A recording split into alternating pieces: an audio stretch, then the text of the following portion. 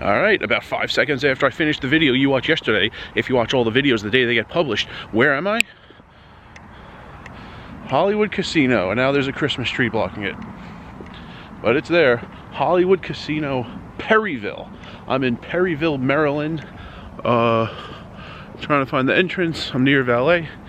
And yeah, heard about it. Hear a lot of people talk about it when I'm in the Horseshoe, Baltimore. Never been here, just off the interstate. I-95, I think, is the road I was just on. And yeah, gonna play here. See for how long. It's Sunday. Football games are going on. It's not that late, despite how dark it is. Daylight savings and all that nonsense. So I'm gonna get in there, walk around the room. My name is on every list.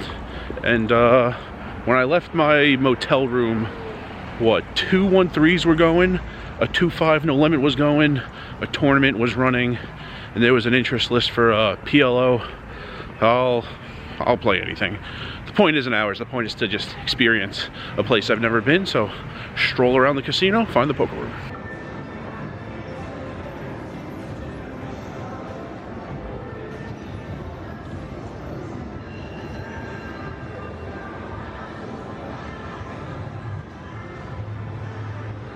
Okay, 2 interesting things so far. I walk for like 7-8 seconds in any direction, and I get very close to another entrance exit. Not a very large casino, but second thing, given how small it is, have not seen the poker room yet. So I know it exists, games are running, gonna go find it, and probably just transition this right into the slideshow with all the pictures I take while I'm waiting for a seat, while I'm playing, while I'm at the table. Definitely get you the chips, the felt, things like that, and then hopefully something really entertaining happens so I could tell you, and this video is more than like 90 seconds.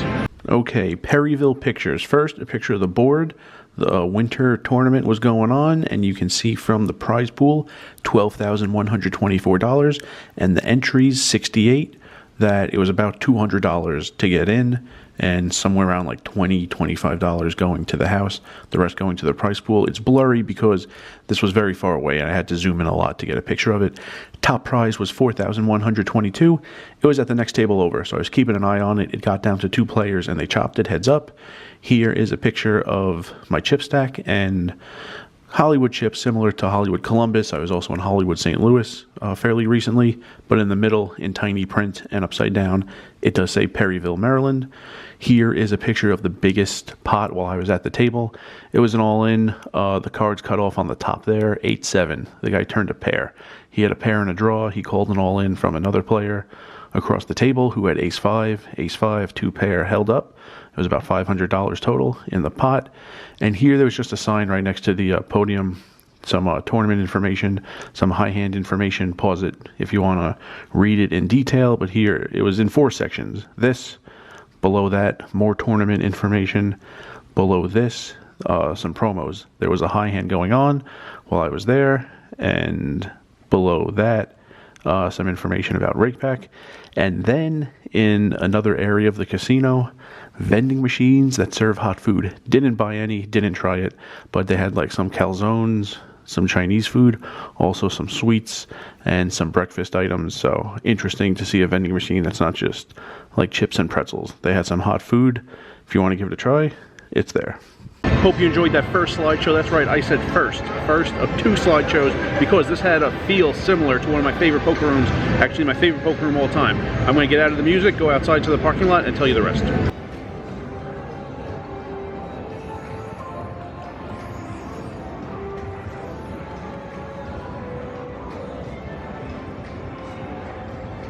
Alright, outside now. That table was a lot of fun. So it was just like Planet Hollywood. So the second to last location the Planet Hollywood poker room ever had was my favorite poker room all time. One of the big reasons, no walls, no doors or anything. This is the entrance I walked in. What looks like main valet. The doors I walked in, if I look to the right, the closest poker table was like 45 feet away. I didn't notice because I'm so used to now looking for like walls, doors, things like that, like poker being its own thing, and it's not like that here. There's just a few tables just like out in the open. So I saved those pictures for slideshow number 2. Let me show you those. Perryville spacing. We got some old school spacing, no gates, no walls. This is a picture. I'm standing on the aisle. So you see in the foreground the design of the carpet where like the poker room is. The aisle is just solid red. I'm standing on that aisle, and there's this much space, barely any space between me and this poker table. I don't know, like 10 feet, 12 feet. Then I took another picture from over here. This was actually to the left of that table I just took a picture of. This is where like people sit in those like little like desks and like bet the races all day. Same thing. Not very much space between poker and the next thing, which I love. Like 8 feet, 10 feet going in this direction. Took one more picture. It was over here. This was me sitting at my table. I was in the 5 seat. So I just turned to look to my left. And this is that red aisle, that red part of the carpet, which is the aisle. And you can see the table next to ours. The 3 seat, his chair is literally on the aisle. So like there's no wall, there's no doors, just poker is there. People walking by right across the aisle, slot machines. Love this. So yeah, I love it when a poker room is just like right there and you're like close to stuff. You're close to foot traffic, you're close to a bar, a table game, a slot machine, something like that. It was very open right there. I mean, it's a small place in like a kind of obscure part of Maryland, but so there wasn't like massive amounts of foot traffic, you know, like busy time of year, tons of people walking through Planet Hollywood in Vegas or something like that. But I liked how open it was. And TV, tons of TVs. The national game for the 4 o'clock NFL slate was just on, just ended. And yeah, people at the table made it feel a little like Planet Hollywood also. Half the table was very much like that. Actually, 2 guys were kind of quiet. 2, 3, but most of the table was like that. 2 guys just left and they got replaced by people who weren't nearly as good. So table's changing a little. But anyway, I need to go somewhere else because yesterday's video, this video, and tomorrow's video all happening on the same calendar day for me. So it's really dark out, it's getting late. I got to get somewhere else. Still have plenty to do before today is done for me. So hope you enjoyed Hollywood, Perryville in Maryland.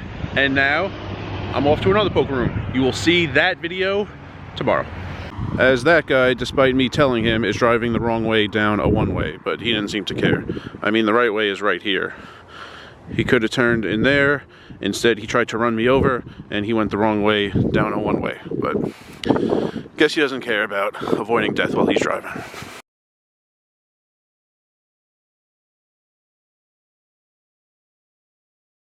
All right, I forgot to say all the fun things that happened while at the table in Perryville. So even though I am outside a different casino right now, gonna finish this video. Let's throw these things up. Structure related things. Let's throw them up there. 100 minimum, 500 max in the 1-3 game. There was a 2-5 going. I have no idea what the stakes were of that, but there was a table going of it. $5 maximum rake, so 10% of the pot, but limited to $5 maximum. Pretty sure the promo is 3, not 100%. The dealers were kind of quick every time I looked over to try to see what it was. Pretty sure 3 max for the promo, and don't know what the straddle amounts are. Pretty sure it's a range. We had multiple straddle amounts, the largest one 12, so I don't know what it was.